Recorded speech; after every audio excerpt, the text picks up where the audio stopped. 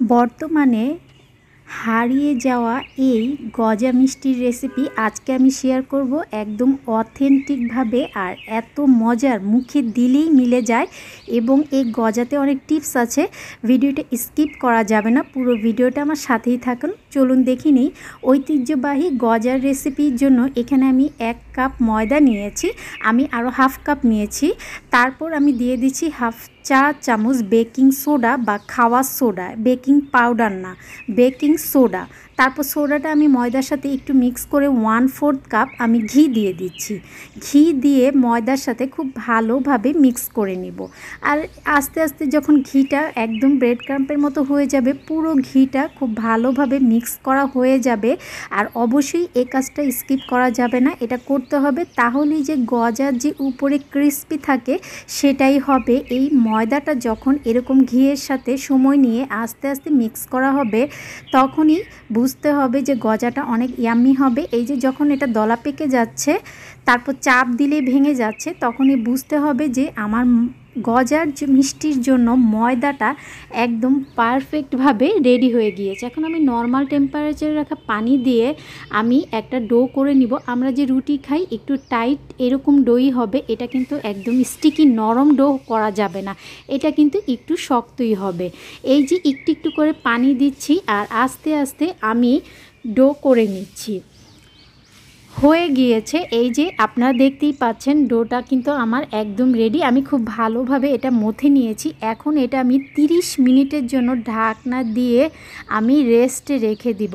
এটা রেস্টে কিন্তু অবশ্যই রাখতে হবে, সময় না থাকলে 20 মিনিটের জন্য রাখতে হবে। ফিরে এলাম 30 মিনিট পর।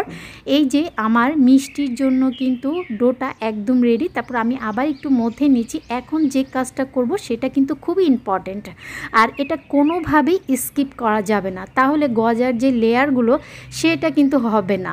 এই যে প্রথমেই আমি ডোটা মাঝখান বরাবর একটু চিড়ে নিয়েছি হাত দিয়ে, তারপর হাত দিয়ে আস্তে আস্তে চেপে যতটুকু এটা সমান করা যায় রুটির মতো বা লম্বা আপনাদের পছন্দ, 2 হাত দিয়ে চেপে চেপে আমি এটা একটু সমান করে নিচ্ছি। তারপর আমি এটা মাঝ বরাবর ছুরি দিয়ে এইভাবে কেটে নিচ্ছি। এই যে আপনারা দেখতেই পাচ্ছেন, কেটে একটা ডোয়ের উপরে আবার আরেকটা ডো দিয়ে দিব। এই যে এইভাবেই কিন্তু লেয়ারগুলো সৃষ্টি হবে। আর গজা মিষ্টির জন্য ডোটা এরকম ফাটা থাকবে আর একটু অনেকগুলো লেয়ার থাকবে, এটাই হচ্ছে গজার অন্যতম বৈশিষ্ট্য। আর এই কারণেই কিন্তু এই গজাটা খেতে অনেক মজা হয়। আস্তে আস্তে আমি আবার হাত দিয়ে চেপে চেপে সমান করে আবার মাছ বরাবর কেটে আবার একটা ডোয়ের উপরে আরেকটা ডো এইভাবেই করে দিব। এইভাবে আমি এই স্টেপটা 4 থেকে 5 বার আমি এটা এভাবে করে নিয়েছি। তাহলে গজার যে লেয়ারগুলো আছে সেটা কিন্তু একদম স্পষ্ট বোঝা যাচ্ছে।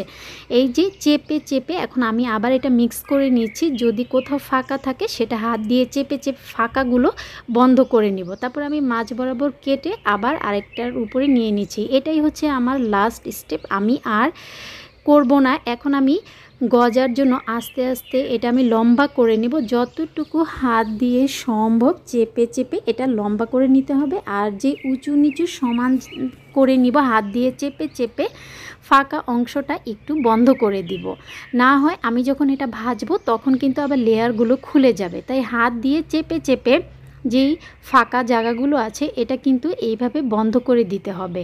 তারপর আমি আমার গজার শেপ দিয়ে নিব।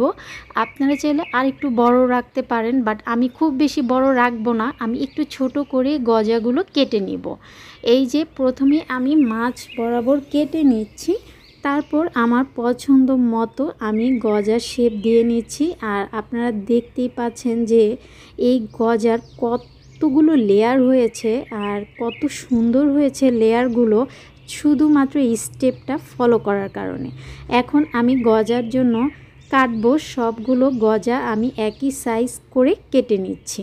কাটাটা আপনাদের পছন্দ, আপনারা চাইলে আর একটু বড় রাখতে পারেন। আর এটা যখন আমি ভাজবো তখন কিন্তু এটা ফুলে আরেকটু বড় হয়ে যাবে।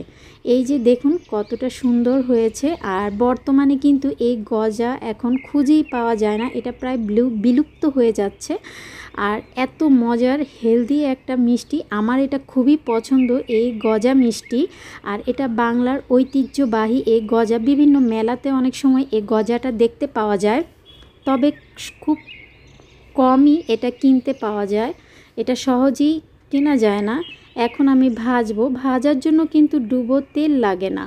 আমি একটা প্যানে তেল দিয়ে তেলটা কিন্তু গরম করে নিব। আর অবশ্যই ভাজার কিছু টিপস আছে, একদম ফুটন্ত গরম পানিতে গজা ভাজা যাবে না, তাহলে উপরে কালার চলে আসবে আর ভিতরটা কিন্তু খাস্তা হয়ে ভাজা হবে না, এই জন্য ফুটন্ত গরম তেলে দেয়া যাবে না। এখন আমি গজার জন্য অন্য প্যানে শিরা করে নিব। শিরাটাও কিন্তু খুব ইম্পর্ট্যান্ট গজার জন্য।